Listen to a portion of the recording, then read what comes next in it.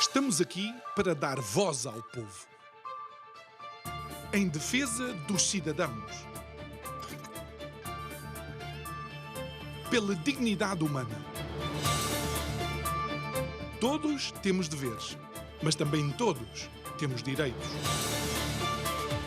Será que existe justiça?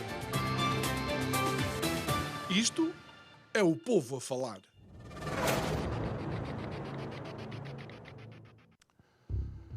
Os últimos dias da vida política portuguesa têm sido um verdadeiro desafio.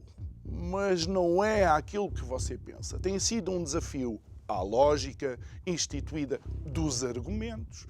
Tem sido um verdadeiro desafio àquilo que é considerado a verdade dos factos. E tem sido também um verdadeiro desafio para entender até onde pode chegar a estupidez humana. Os últimos dias da vida política em Portugal também têm sido um atestado de incompetência ao bom funcionamento das instituições democráticas e um atestado de incompetência à cidadania. Porquê?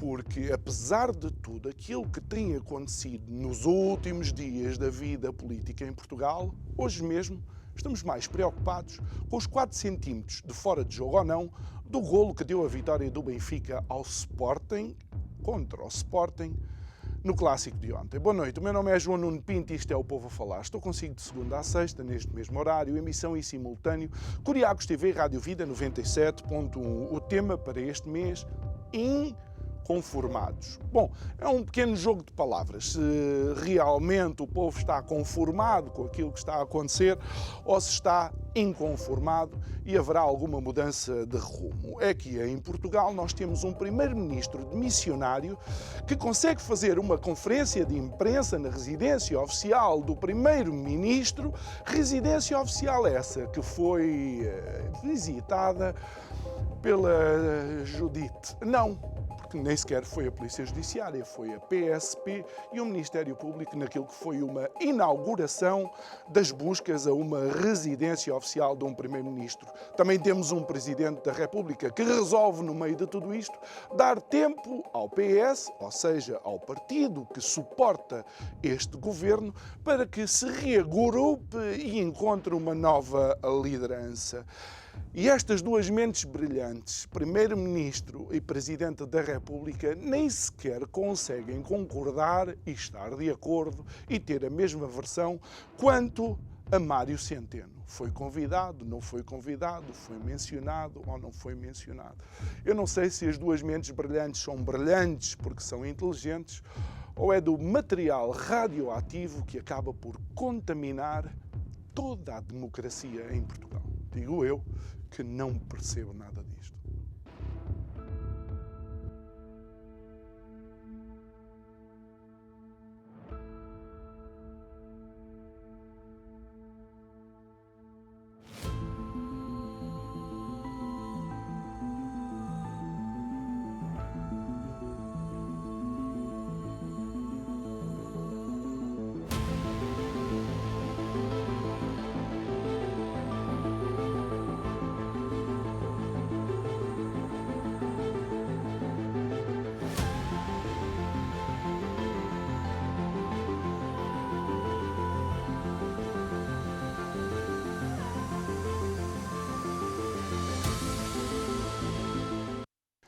De volta ao nosso estúdio e ainda antes de apresentar o primeiro convidado desta semana, quero enviar um beijinho muito especial à Madalena Medeiros, pelas suas palavras de apoio que chegaram até mim através de uma familiar, apoio a toda a equipa do Isto é o Povo a Falar. Quero também agradecer a todas as pessoas que deixam comentários nas nossas redes sociais, agradecer àqueles que são os comentários que reforçam o trabalho que tentamos fazer diariamente e pedir desculpa àqueles que não concordam com aquilo que eu ou os nossos convidados dizem, mas faz parte daquilo que a democracia considera a liberdade de expressão. Então, para a Madalena Medeiros, um muito obrigado meu e de toda a equipa. É nosso convidado de hoje, um cronista e autor Alberto Gonçalves.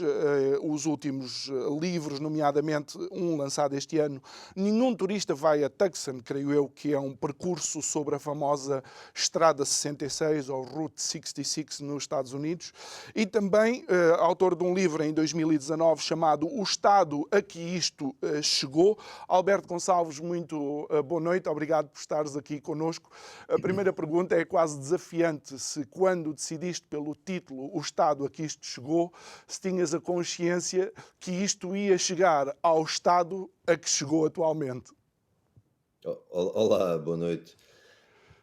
Não sei se tinha consciência de que chegaria exatamente às circunstâncias em que estamos, mas que chegaria a qualquer coisa parecida com isto, sim. Sim, porque os sinais estavam lá desde a primeira hora, e a primeira hora a que me refiro é a da ascensão do Dr. Costa, do Dr. António Costa ao poder, em finais de 2015. Ou seja, a partir do momento que o Dr. Costa fez cair o famoso muro e abriu a influência e a participação no poder, de certo modo, à extrema-esquerda, a partir daí, quer dizer, o céu é o limite, ou no caso o inferno, mais especificamente. Não havia assim. Tudo que pudesse vir a partir daí era, pode ser legítimo, porque do ponto de vista moral não o é, com certeza.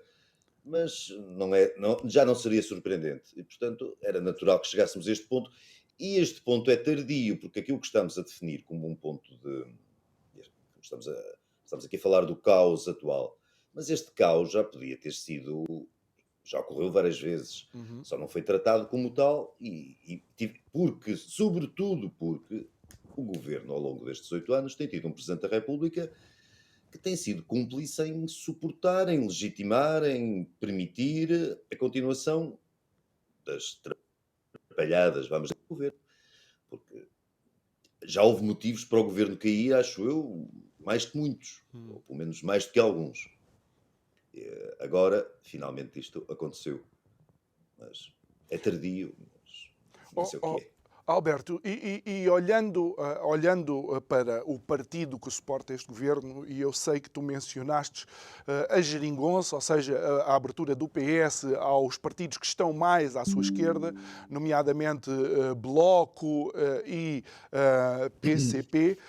Mas a questão é que nós nos deparamos com um fenómeno, e o fenómeno é eventualmente casos de corrupção, compadrio, de abuso de poder. Este facilitismo não é novidade. Não, e sobretudo no PS, eu não vou isentar o PS original dos seus pecados, e nós lembramos-nos de Macau, ou se não nos lembramos, Sim. devíamos nos lembrar. Mas, sobretudo, há um PS diferente, há um PS mais vocacionado para a conquista absoluta do Estado, a tomar conta do país nas várias instâncias possíveis, que nasce sobretudo ali a partir do engenheiro Guterres, e é o engenheiro Guterres deixou um legado que ele próprio denominou de pântano, talvez não se estivesse a referir à mesma coisa, mas é uma boa definição, e esse legado do engenheiro Guterres deu-nos este PS que temos tido nos últimos quase 30 anos e que durante quase 30 anos tem governado o país.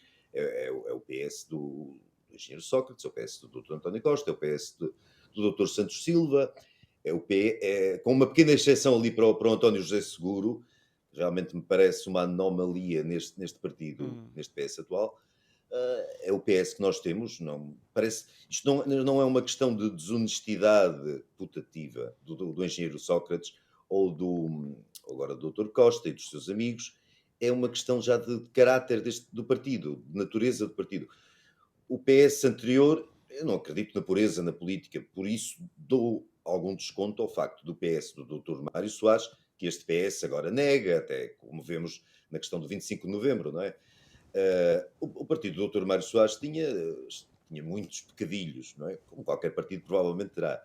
Mas nunca deixou de ser um partido que estava do lado da democracia e que parecia ter uma função, apesar de tudo, que palavra eu vou escolher? Regeneradora, havia vou dizer reformismo, é um bocado ingênuo, porque não Hum. foi tão longe, mas havia alguma vontade de fazer alguma coisa pelo país, daquele PS. A partir do engenheiro Guterres, isso acabou. O engenheiro Guterres inaugurou uma era da conversa fiada, do lero-lero, Era a paixão da educação. a paixão da educação, o diálogo das áreas. Quer dizer, havia ali, houve um discurso, uma papa discursiva, retórica, que escondia o facto daquilo não ter. Aquela gente não tinha nenhuma ideia para o país. A única ideia que tinha era tomar conta do país. E isso tem-se vindo a verificar ao longo destes 30 anos de governação quase ininterrupta do PS. Olha, e ainda ficando aqui no PS, e depois já vamos aqui aos últimos acontecimentos. Uhum. Ah, E porque mencionaste António José Seguro, era bom que as pessoas se recordassem que numa famosa entrevista ou num debate televisivo, António José Seguro chamou, sem qualquer tipo de pejo, António Costa de traidor. Porque houve um jogo nas cortes do PS que faz com que António José Seguro, secretário-geral, tenha que ir a eleições e as bases então elegem António Costa.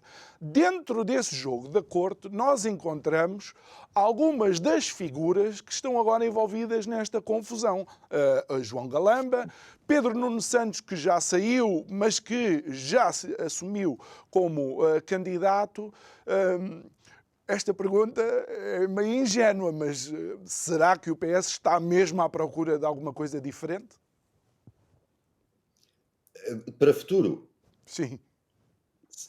não, é evidente que não, só se for diferente para pior, porque nós apesar de podermos achar em certos momentos que isto não pode piorar, se calhar podemos ter, não é totalmente improvável vir aí um governo liderado por Pedro Nuno Santos em que, sei lá, a doutora Mariana Mortágua seja Ministra das Finanças ou coisa do género.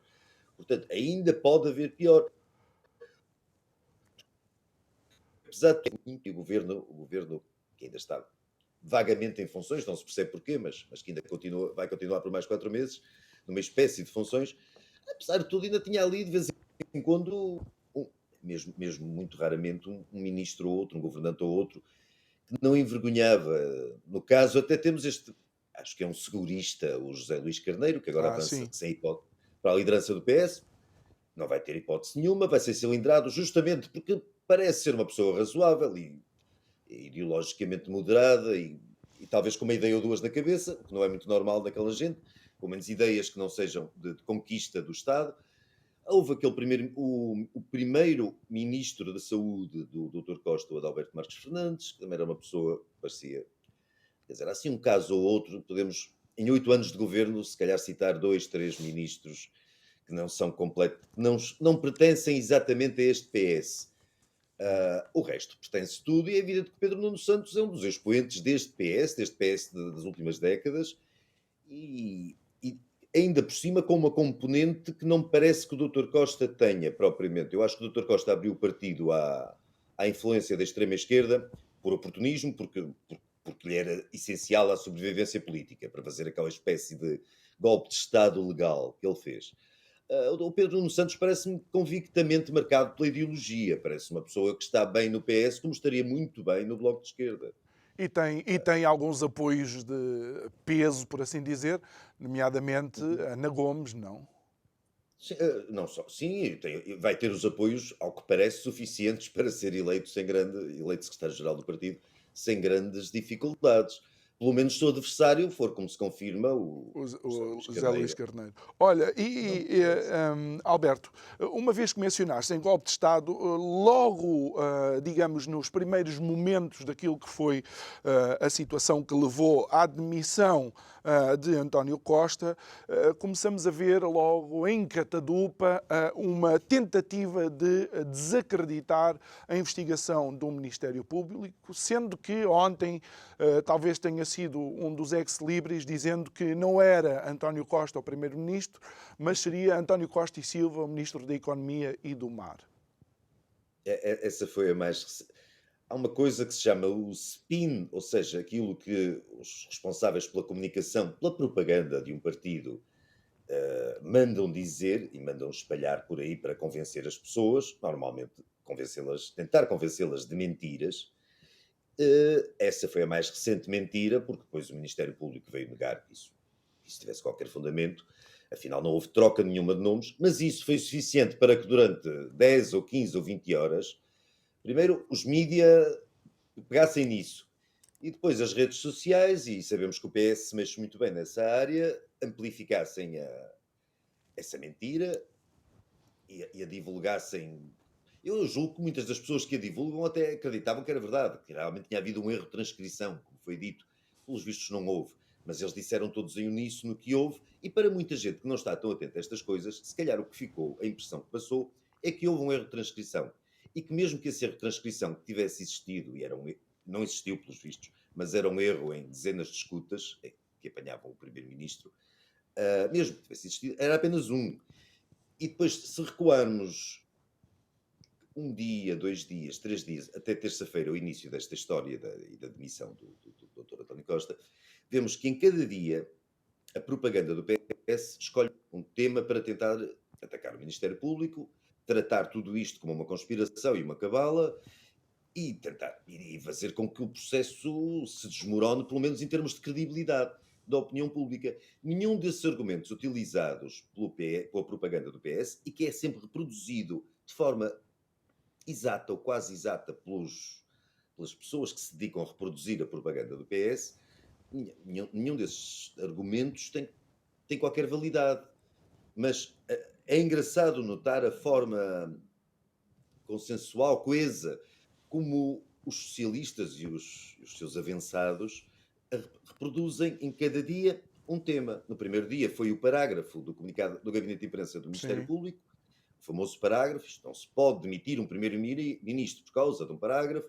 No segundo dia era o facto de se ter revelado que o ministro, ou ainda ministro, João Galamba, tinha a xixa em casa, aproveitaram isso para falar em devassa da vida privada, o que até podemos achar que faz sentido. O que não podemos é usar a questão da revelação da notícia ou da não notícia do AX como uma prova de que a investigação não tem Uhum. nada do que acusar o governo. Ou seja, se eles recorrem ao AX é porque isto não tem pernas para andar, eles já estão desesperados, o Ministério Público não sabe o que há de fazer e vai buscar apenas estas espécies de conspurcações de caráter ou coisa do género para minar o ministro. No terceiro dia tínhamos uns recibos de umas refeições, umas faturas de umas refeições, que também eram usados pela propaganda do PS para desvalorizar todo o processo. Esquecendo-se não, fingindo esquecer-se de que o processo não se esgotava na questão do AX, ou Pois não. muito longe disso, ou nas faturas das refeições.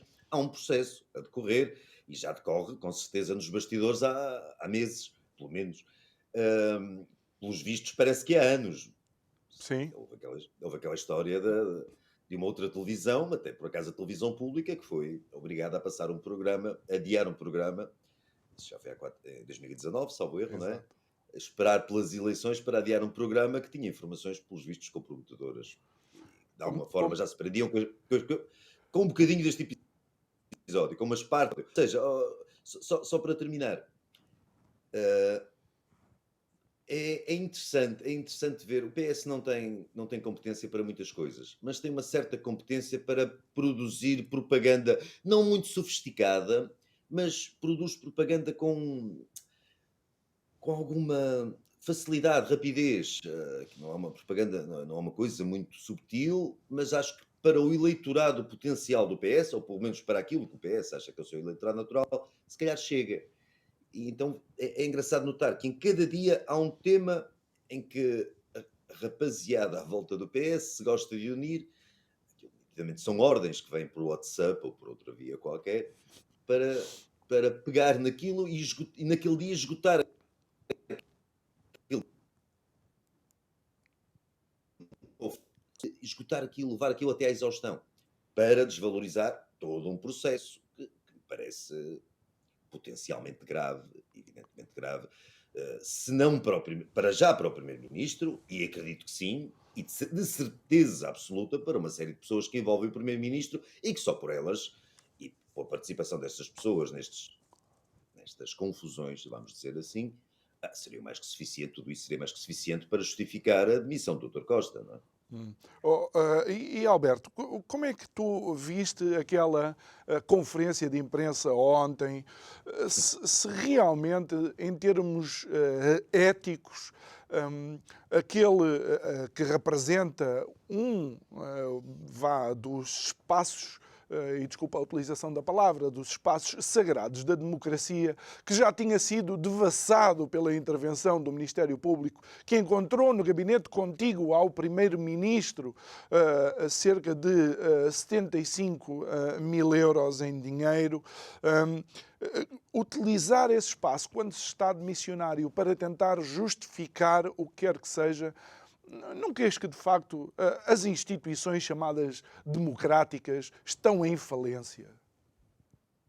É evidente que, quando eu há pouco referi que este governo já tinha tido já teria havido muitos pretextos para que este governo caísse, era justamente por causa daquela frase lapidar, mas pelos vistos tem pouca utilidade, que aluda ao regular funcionamento das instituições. Hum. Acho que há alguns anos que o funcionamento das instituições não é regular e que o Presidente da República tinha que ter tido uma ação a esse respeito e não teve. Portanto, a utilização da residência oficial do Primeiro-Ministro para que o suspeito ou o envolvido António Costa possa fazer uma defesa do seu caso, levar o seu caso ao público, mais uma vez, é evidentemente abusiva e pior, é preocupante na medida em que, como o professor Marcelo lhe deu mais 4 meses como chefe do governo, o Dr. Costa vai ter provavelmente mais 4 meses, se não se tomarem providências, para isto, para continuar isto, para usar todos os recursos ao seu dispor, para fazer campanha. A campanha Exatamente. nem sequer uma campanha propriamente limpa, e para depois, enquanto faz campanha, também aproveitou para fazer uma espécie de demonstração, pela enésima vez, do seu caráter, ao pedir desculpa por ser amigo do seu melhor amigo de 35 anos.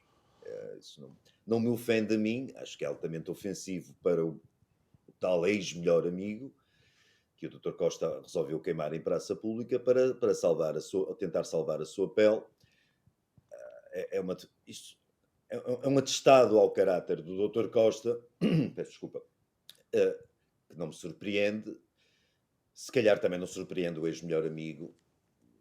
Acho que devia, pelo menos, fazer os portugueses e os eleitores, em particular, pensar em quem é o Dr. Costa, de facto.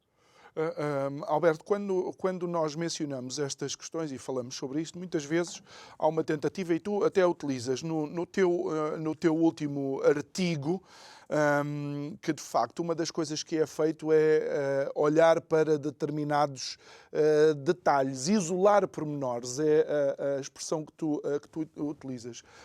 Mas se fizermos o contrário, o exercício contrário, e isolar também determinados pormenores, devia nos assustar. Quando utilizamos ou lemos, por exemplo, transcrições que dizem como no Freeport.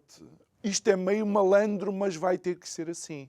Não queres que os cidadãos também estão e desculpa a expressão, estão a comer gelados com a testa neste momento? Acho que os portugueses sofrem, não é de hoje, de uma apatia mais ou menos congénita e que já vem de lá atrás.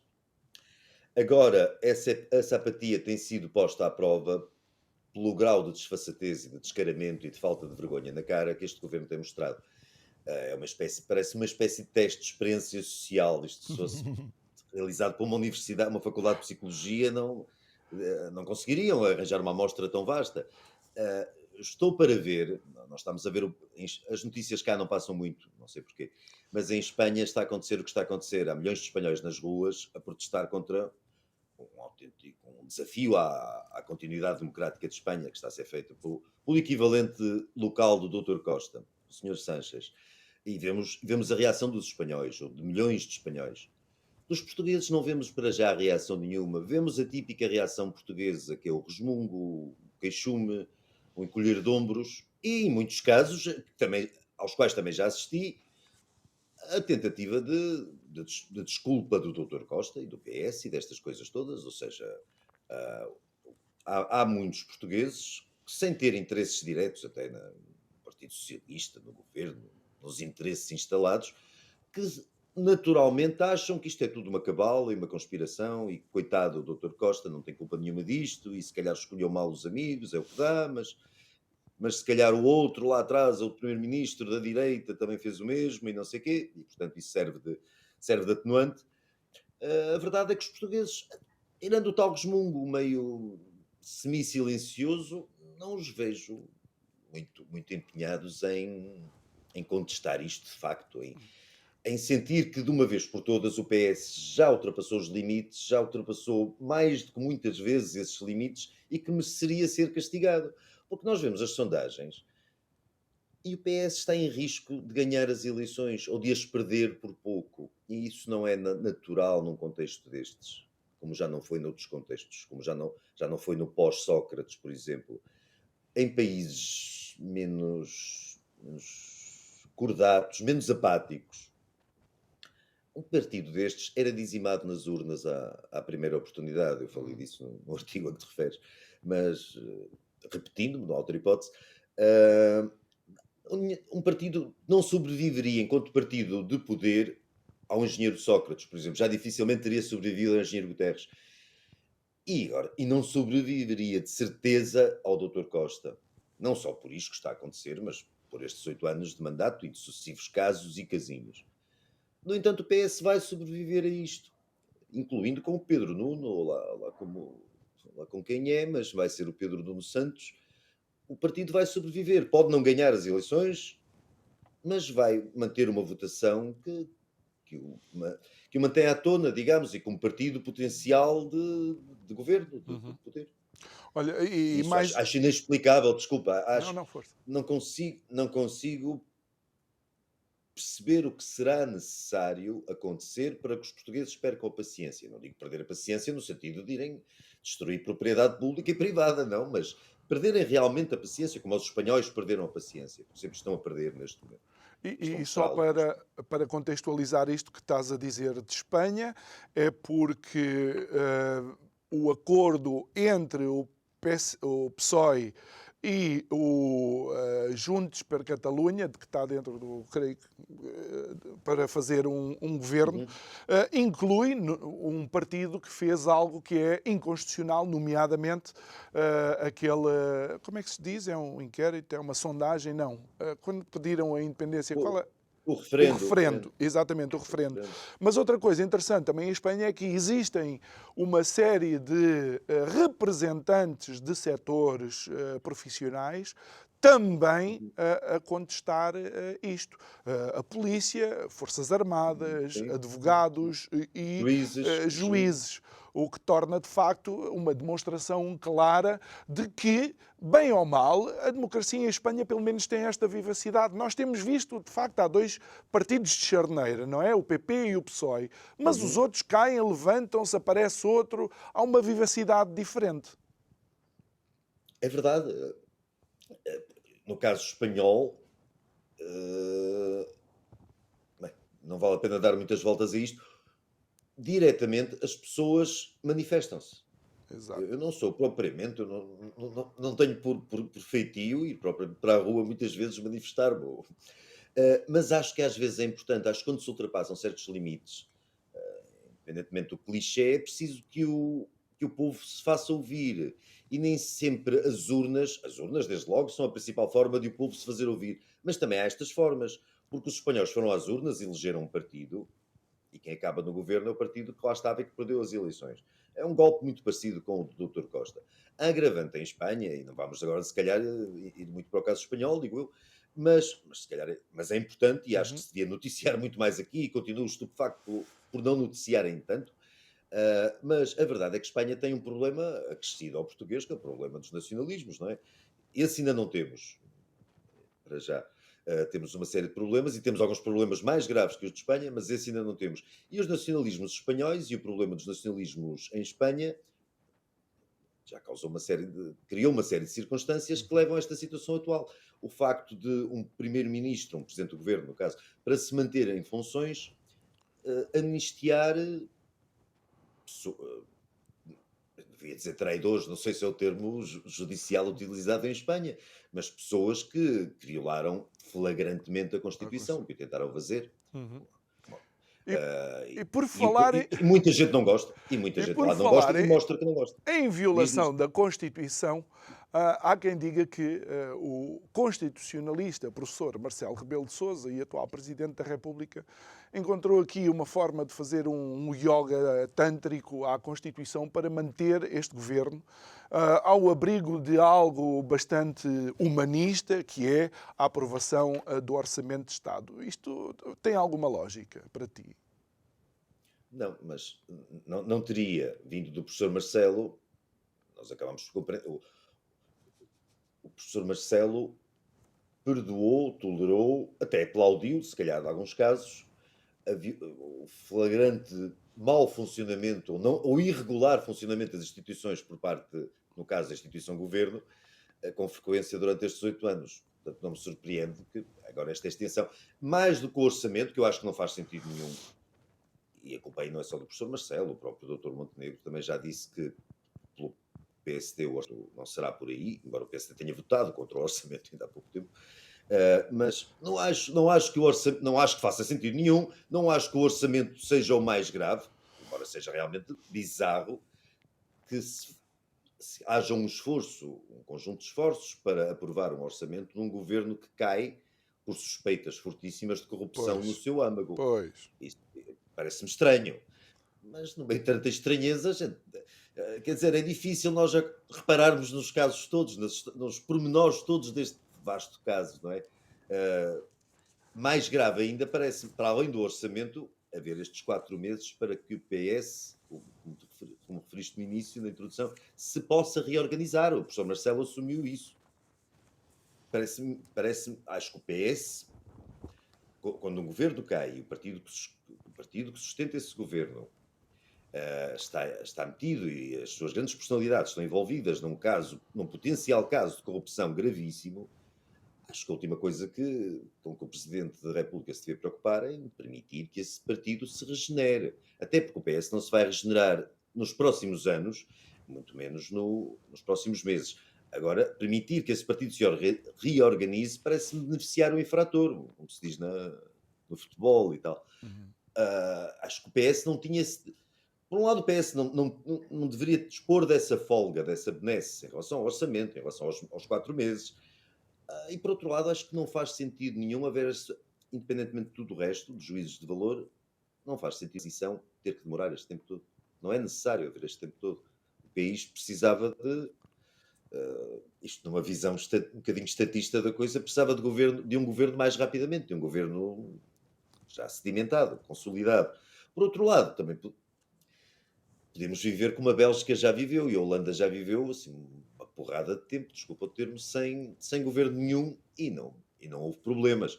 Mas estamos a falar da Bélgica ou da Holanda, de democracias mais consolidadas em que as coisas fluem com outra naturalidade. Em Portugal, as coisas são assim e se calhar é melhor que haja um governo, não sei. A questão que se coloca relativamente a isto também é porque de seguida vamos ter novas eleições.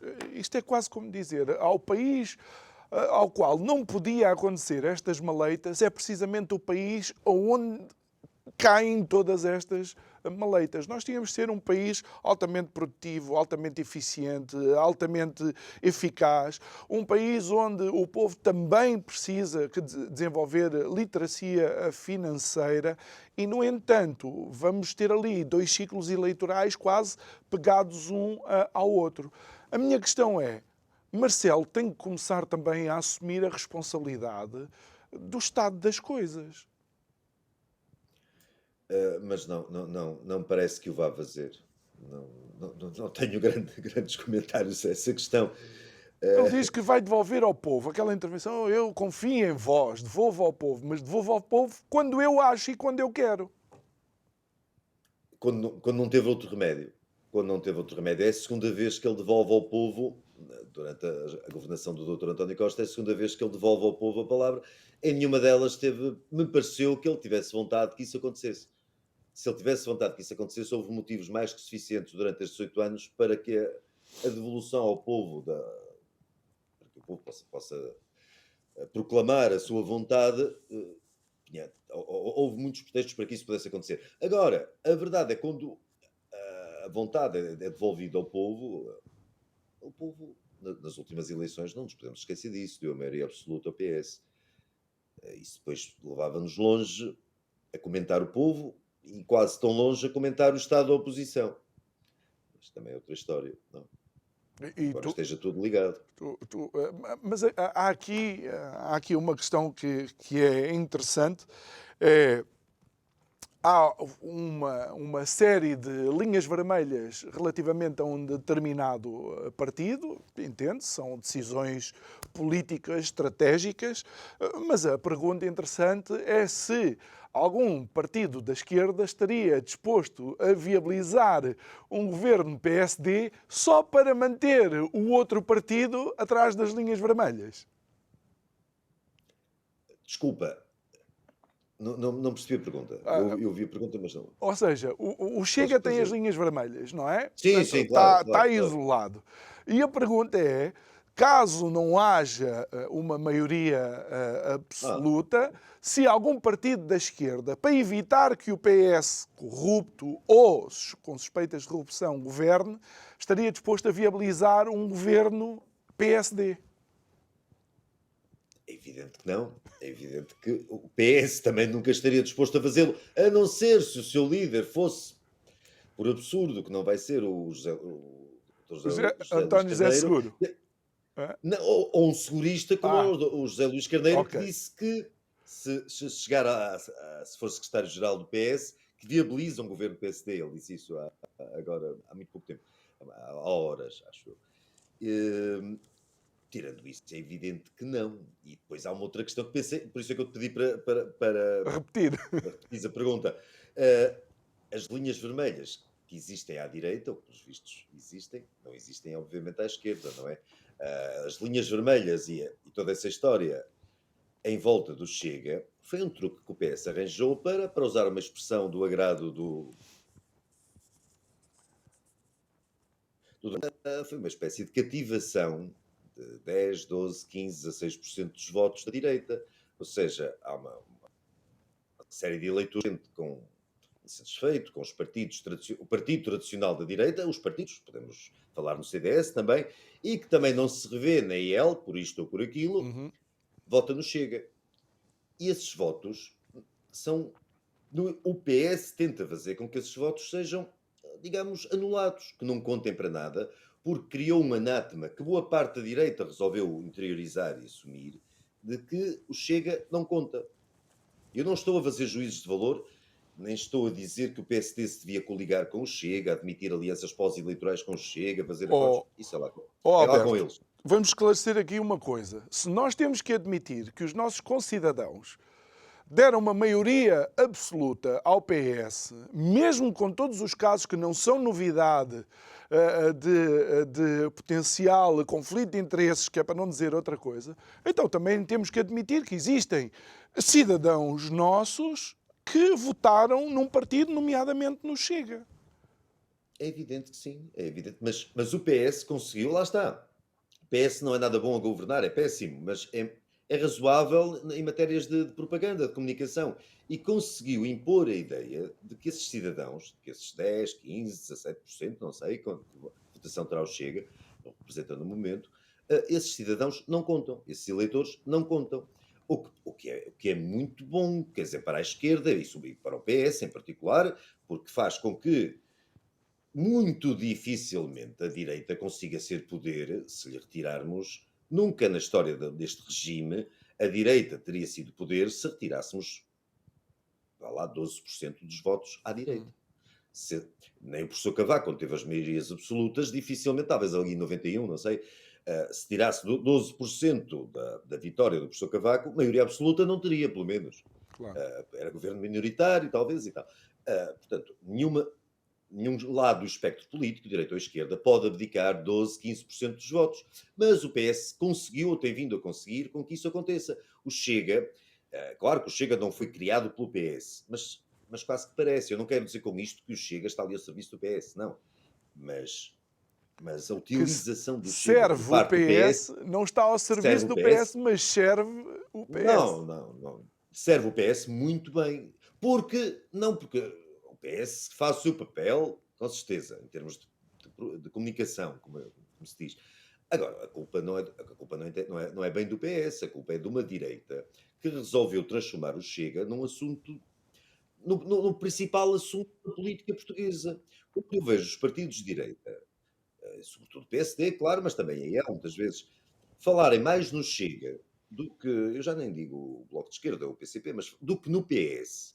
Como se o Chega fosse o partido que, com todas as virtudes e defeitos, tivesse governado o país nos últimos anos e tivesse conduzido o país à situação desgraçada em que nos encontramos. Não foi. O Chega podia ser o partido mais repulsivo da história dos partidos. Quer dizer, Uhum. mas o Chega não tem nenhuma responsabilidade no Estado em que o país está. Quem tem responsabilidade é o PS. E é estranho, pelo menos estranho, ver o PSD, em particular o PSD, falar mais no Chega e responder mais a perguntas sobre o Chega do que sobre o Partido Socialista. O Chega não é a questão.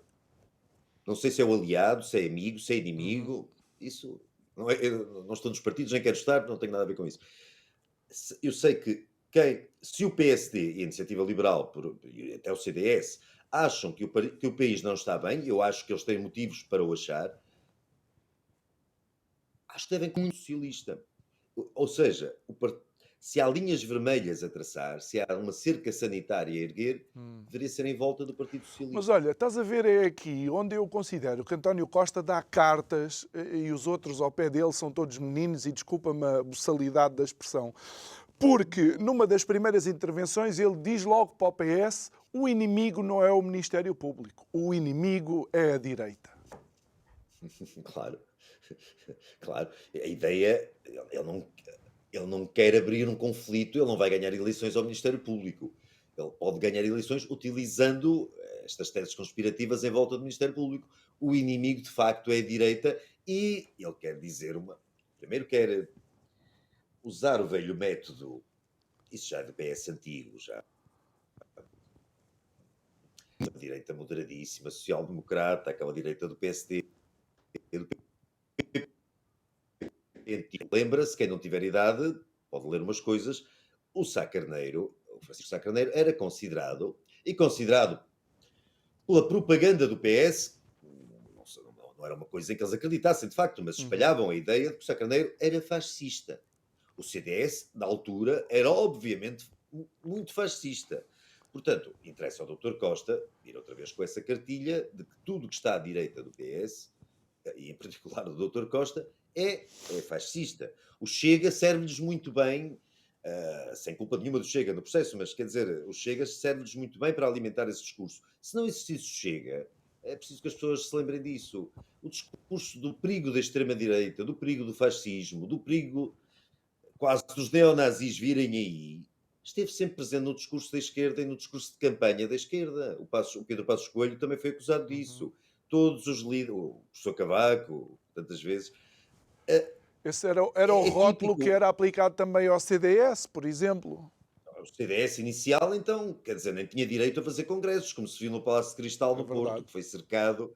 eh, mas repito, o Sá Carneiro era fascista, o professor Cavaco era fascista, o Pedro Passos Coelho era fascista. Este país é fascista com muita facilidade, mesmo que, mesmo que, se- mesmo que sejam as pessoas, pá, independentemente dos seus méritos e de méritos mais moderadas do mundo, quer dizer, pessoas que não têm nada a ver. Exatamente, e Mas só, há quem considere, inclusive, essa Carneiro mais de centro-esquerda do que propriamente centro-direita, através das suas eu por políticas. acaso acho que o seu posicionamento de centro-esquerda era um bocado por obrigação da época que não recomendava que alguém se definisse como sendo Muito direita bem. ou sequer próximo disso. Olha, Acho que seria mais Alberto, por aí. Entretanto, Mas que era um moderado, era, com claro. certeza. No meio de tudo isto, ou anteceder tudo isto, houve uma entrevista do Presidente do Supremo Tribunal de Justiça à jornalista Felícia Cabrita, ao semanário Nascer do Sol, creio eu, na semana anterior, onde ele diz taxativamente que Portugal tem um problema grave de corrupção, que tem o seu expoente máximo naquilo que são as instituições do Estado.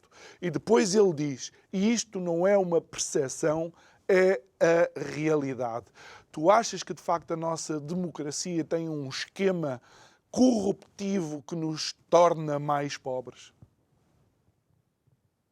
Acho que a corrupção é endémica, está intrínseca. Acho que essa entrevista também pareceu uma espécie de aviso, de aviso às tropas, não é? Mas acho que sim, acho que não estou a falar apenas desta corrupção que está, por exemplo, embrenhada no atual Partido Socialista, das últimas décadas já, mas acho que é uma corrupção a outros níveis que existe também, desde o nível mais pequenino até o nível mais alto. O nível mais alto, apesar de tudo, até tem uma vantagem democrática, uma vantagem que se prende com o escrutínio a que está sujeito. Não é grande coisa, o escrutínio não é muito bom, mas apesar de tudo, há algum, como vimos no caso do engenheiro Sócrates, que estamos a ver agora. Apesar de tudo, é um escrutínio muito fraco, não é o exigível numa democracia de um país civilizado e ocidental, mas há algum. Porque se nós descermos na pirâmide institucional ou na escada institucional, o escrutínio provavelmente é nulo.